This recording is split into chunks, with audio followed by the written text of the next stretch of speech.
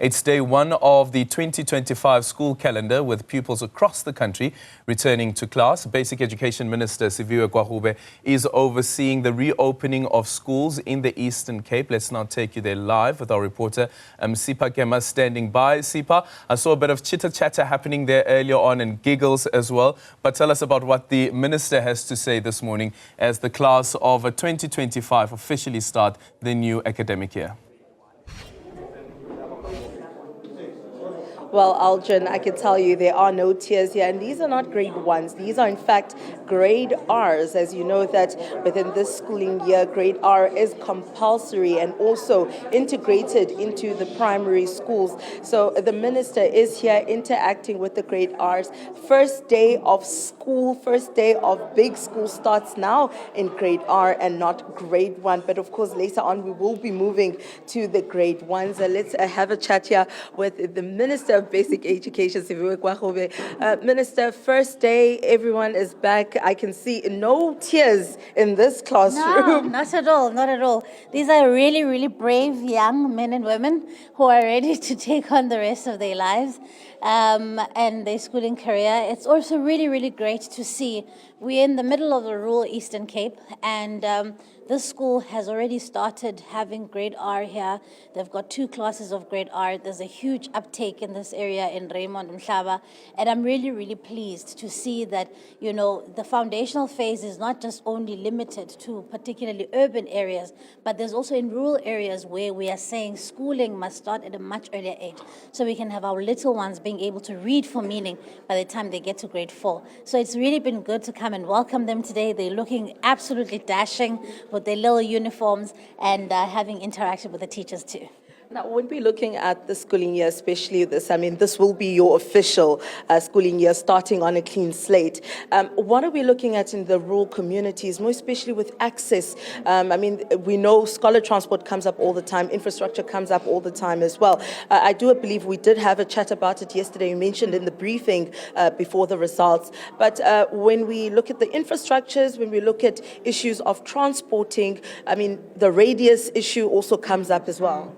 So the Eastern Cape has employed a really interesting strategy where they are saying, look, we want to rationalize schools that are non-viable. So where there are too few learners to actually have proper learning and teaching. And instead, though, we want to make sure that we're building mega schools that have hostels attached to them, so that whether you are coming from Raymond Mhlaba or not, you can be able to attend a school and stay at that hostel. So it's one way of dealing with the issue, because of course, in rural areas, a lot of people are moving away from rural areas to go and pursue economic opportunities in cities. But it doesn't mean that we have to neglect the quality of learning and teaching in our rural areas. The second issue is, of course, they have had issues with scholar transport in the past.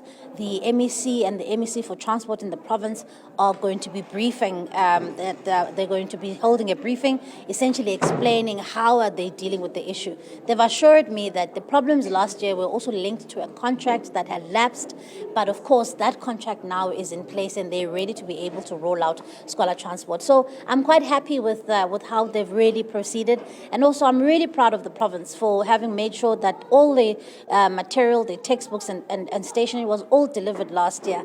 And so it's all systems go here, and so that's really, really good news. And when we're talking about some of the issues like sanitation-wise, I do believe you do have a target for this year as well. What are we looking at this year? Look, we're looking to support the Eastern Cape and Limpopo as much as we can in the next couple of months to try and meet the deadline of eradicating the backlog of 2018. We want to rally resources. We want to use even some of our partners, our corporate partners, to say, come on board, because the issue of pit toilets is not just a safety one. I mean, you can see how small these people are. So you can't have people this small using pit toilets. It's not just about safety, but it's also about dignity. We don't want teachers in these schools using pit toilets. So we want to make sure that we've got, even waterless solution to some of the sanitation problems. Because again, we can't also expect these blanket solutions of saying we want flushing toilets, because in some areas you can't have flushing toilets because of the issue of bulk water infrastructure. So we have to be creative and make sure, though, that we restore dignity to our learners and our teachers. All right, so thank you so much, Minister. I'm just going to quickly bring in the MEC of Education in the Eastern Cape. MEC, you've hit the ground running. First day back at school, first day of the education school year for 2025. What are you hoping for and expecting, of course, but most importantly, what are you hoping to fix looking back at last year's issues? One amongst the issues that we have been instructed to do by the Minister is to realize the significance of early childhood development. Hence, we are here in this grade R, because our take is that once you stabilize in the foundations for learning, the system is going to go quite very well, and you wouldn't have these kind of interventions that you have now in grade 12, because the system would have been swiftly moving quite very well. But again, the sooner you start schooling on the first hour of the first day, the better for you, because education is an immediate realization of whatever in terms of the constitutional setup that we have in the country. So it's quite very important for us that we stabilize as early as yesterday and make sure that our educators are quite very ready to provide the support for these learners across all the grades in the system.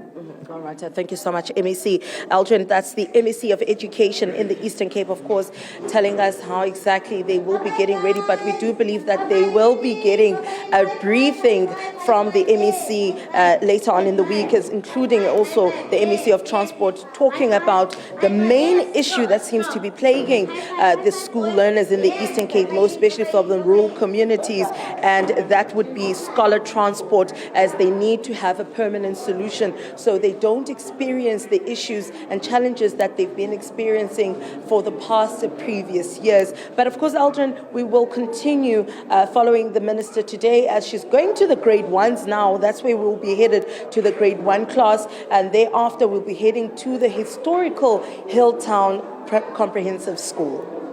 Yeah, thank you so much, Sipha, Kema there. And as you know, the Minister Siviwe Gwarube has said that one of her key focuses is going to be on early childhood development.